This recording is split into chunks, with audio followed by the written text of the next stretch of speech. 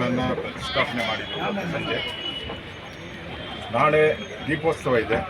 ಸಾವಿರಾರು ಭಕ್ತರು ದೀಪೋತ್ಸವಕ್ಕೆ ಬರ್ತಾ ಇದ್ದಾರೆ ಮತ್ತು ವಿಶೇಷವಾಗಿ ಮಕ್ಕಳು ರಾಮ, ಸೀತೆ, ಲಕ್ಷ್ಮಣ, ಆಂಜನೇಯ ಈ ವೇಷಗಳನ್ನು ಧರಿಸಿ ಇಲ್ಲಿಗೆ ಬರ್ತಾ ಇದ್ದಾರೆ. ಸಂಜೆ ರಸಮಂಜರಿ ಕಾರ್ಯಕ್ರಮ ವಿಜಯ ಪ್ರಕಾಶ್ ಖ್ಯಾತ ಚಲನಚಿತ್ರ ಗಾಯಕರು ಅವರು ರಾಮನ ಬಗ್ಗೆ ಹಾಡುಗಳನ್ನು, ದೇವರ ಬಗ್ಗೆ ಹಾಡುಗಳನ್ನು ಹಾಡ್ತಾ ಇದ್ದಾರೆ. ಅದು ಕೂಡ ಸಂಜೆ ಪ್ರೋಗ್ರಾಮ್ ಇದೆ. ನಮ್ಮ ಲೋಕಸಭಾ ಸದಸ್ಯರಾದಂಥ ತೇಜಸ್ವಿ ಸೂರ್ಯ ಅವರು ಕೂಡ ಅದರಲ್ಲಿ ಪಾಲ್ಗೊಳ್ತಾ ಇದ್ದಾರೆ. ನಾಳೆ ಸಾವಿರಾರು ಸಂಖ್ಯೆಯಲ್ಲಿ ಮಕ್ಕಳು ಮತ್ತು ಎಲ್ಲ ಜನ ಕೂಡ ಬರ್ತಾ ಇದ್ದಾರೆ. ನಾಳೆ ಪ್ರಸಾದ ವಿನಿಯೋಗನೂ ಇದೆ. ಎಲ್ಲರಿಗೂ ಲಾಡು ಪ್ರಸಾದ ವಿನಿಯೋಗವನ್ನು ಮಾಡ್ತಾರೆ. ಯಾವುದೇ ಪಾರ್ಟಿ ಇರಲಿ, ಯಾವುದೇ ಫಂಕ್ಷನ್ ಇರಲಿ, ಮುಸ್ಲಿಮರು ಕೂಡ ಇವತ್ತು ರಾಮನಿಗೋಸ್ಕರ ಸೇವೆಯನ್ನು ಮಾಡೋದು ಜೈ ಶ್ರೀರಾಮ್ ಅಂತ ಹೇಳ್ತಾರೆ.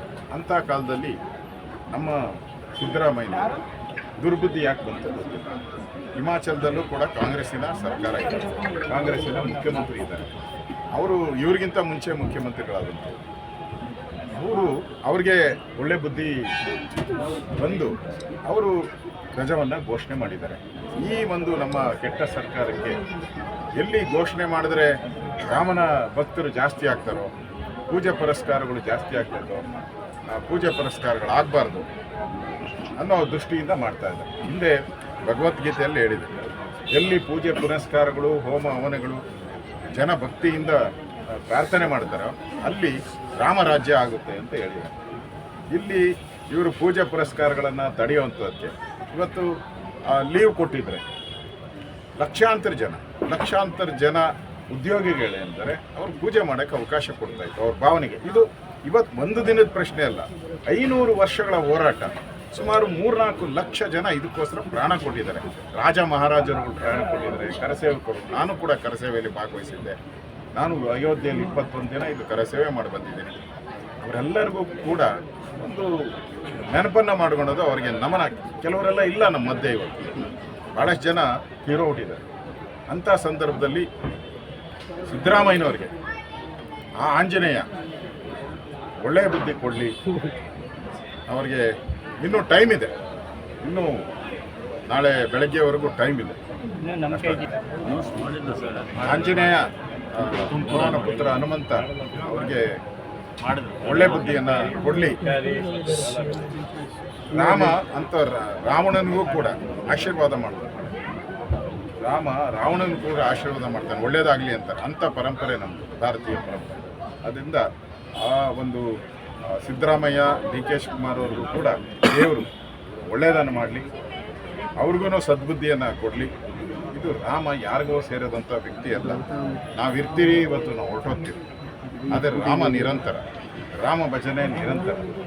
ವಾಲ್ಮೀಕಿ ಮಹರ್ಷಿಗಳು ರಾಮಾಯಣವನ್ನು ಬರೆದು ಒಂದು ಕಾಡಿನಲ್ಲಿ ವಾಸ ಮಾಡ್ತಾ ಇದ್ದಕ್ಕಂಥ ಒಬ್ಬ ಬೇಟೆಗಾರ ರಾಮಾಯಣವನ್ನು ಬರೆದು ಅವ್ರಿಗೆ ದೇವರು ಒಲಿದಿದ್ದಾನೆ ಅಂದರೆ ಎಲ್ಲರಿಗೂ ಒಲಿತಾನೆ ಅನ್ನೋ ಭಾವನೆ ಇದೆ. ನಾನು ಮತ್ತೊಮ್ಮೆ ರಾಜ್ಯದ 7 ಕೋಟಿ ಕನ್ನಡಿಗರ ಪರವಾಗಿ ಕೈ ಮುಗಿದು ವಿನಂತಿ ಮಾಡ್ತಾ ಇದ್ದೀನಿ. ಸಿದ್ದರಾಮಯ್ಯನವರೇ, ಹಿಂದೂಗಳ ಭಾವನೆಗೆ ಧಕ್ಕೆ ಮಾಡಬೇಡಿ. ರಾಜಕಾರಣ ಬೇರೆ, ದ್ವೇಷ ಬೇರೆ. ರಾಮ ಎಲ್ಲರಿಗೂ ರಾಮನೇ. ನಿಮ್ಮ ಮನೆಯಲ್ಲೂ ರಾಮ ಇದ್ದಾನೆ, ನಿಮ್ಮ ಹೆಸರಲ್ಲೂ ರಾಮ ಇದ್ದಾನೆ. ದಯವಿಟ್ಟು ವಿನಂತಿ ಮಾಡ್ತೀನಿ, ದಯವಿಟ್ಟು ಎಲ್ಲರಿಗೂ ಪೂಜೆ ಮಾಡುವಂಥ ಅವಕಾಶವನ್ನು ಕೊಡಿ. ಎಲ್ಲೂ ಕೂಡ ಫ್ಲೆಕ್ಸ್ಗಳನ್ನು ಕಿತ್ತಾಕಬೇಡಿ. ಇವತ್ತು ಮೆರವಣಿಗೆ ನಡೀತಾ ಇದೆ ನಮ್ಮಲ್ಲೂ ಕೂಡ. ಪೊಲೀಸರು ಸರ್ಪಗಾವಲು ಹಾಕಿದ್ದಾರೆ ಮೆರವಣಿಗೆ, ಕುಮಾರಸ್ವಾಮಿ ಲೇಔಟ್. ಈ ಥರದ್ದೆಲ್ಲ ಬೇಡ, ಒಳ್ಳೆಯದಾಗಲ್ಲ ಇದೆಲ್ಲ. ಇತಿಹಾಸ ಪುಟಗಳಲ್ಲಿ ರಾಮ ಯಾವತ್ತಿದ್ದರೂ ರಾಮನೇ. ಆ ದೃಷ್ಟಿಯಿಂದ ಮತ್ತೊಮ್ಮೆ ನಿಮ್ಮಲ್ಲಿ ವಿನಂತಿ ಮಾಡ್ತೀನಿ. ಒಬ್ಬ ವಿರೋಧ ಪಕ್ಷದ ನಾಯಕನಾಗಿ ಕನ್ನಡಿಗರ ಒಂದು ಭಾವನೆಗಳನ್ನು, ಕರ್ನಾಟಕದ ಜನಗಳ ಭಾವನೆಯನ್ನು ನಿಮಗೆ ತಿಳಿಸ್ತಾ ಇದ್ದೀನಿ. ಈಗಾಗಲೇ ಪತ್ರ ಕೇಳಿದ್ರಿ, ಪತ್ರನೂ ಕೂಡ ಕೊಟ್ಟಿದ್ದೀನಿ. ನಿಮ್ಮ ಆಫೀಸ್ಗೂ ಪತ್ರ ಕೊಟ್ಟಿದ್ದೀನಿ, ನಿಮ್ಮ ಮೊಬೈಲ್ಗೂ ಕೂಡ ವಾಟ್ಸಪ್ ಮಾಡಿದ್ದೀನಿ. ಅವ್ರ ಮೊಬೈಲ್ಗೂ ಕೂಡ ವಾಟ್ಸಪ್ ಮಾಡಿದ್ದೀನಿ. ಅವರ PA ವೆಂಕಟೇಶ್ ಅವರ ಮೊಬೈಲ್ಗೂ ಕೂಡ ವಾಟ್ಸಪ್ ಮಾಡಿದ್ದೀನಿ. ಇಷ್ಟು ಆದ್ರೂ ಕೂಡ ಯಾವ ರೀತಿ ದುರ್ಯೋಧನ ಹಠ ಹಿಡ್ದ ಆ ರೀತಿ ಹಠ ಹಿಡಿಯಕ್ಕೆ ಹೋಗಬೇಕು, ಹಠ ಹಿಡಿಬೇಡಿ. ಹಠದಿಂದ ಯಾವುದು ಒಳ್ಳೆಯದಾಗಲ್ಲ. ಇತಿಹಾಸದಲ್ಲಿ ನಿಮ್ಮದು ಹೆಸರು ಕಳಂಕ, ಹೆಸರು ಉಳಿದೋಗ್ತೈತೆ. ದಯವಿಟ್ಟು ರಜವನ್ನು ಘೋಷಣೆ ಮಾಡಿ ಎಲ್ಲ ಜನಗಳಿಗೂ ಭಕ್ತಿಯಿಂದ ರಾಮನ ಭಜನೆ, ಹನುಮನ ಭಜನೆಯನ್ನು, ಈಶ್ವರನ ಭಜನೆಯನ್ನು ಮಾಡೋಕ್ಕೆ ಅವಕಾಶ ಮಾಡಿಕೊಡಿ. Thank you.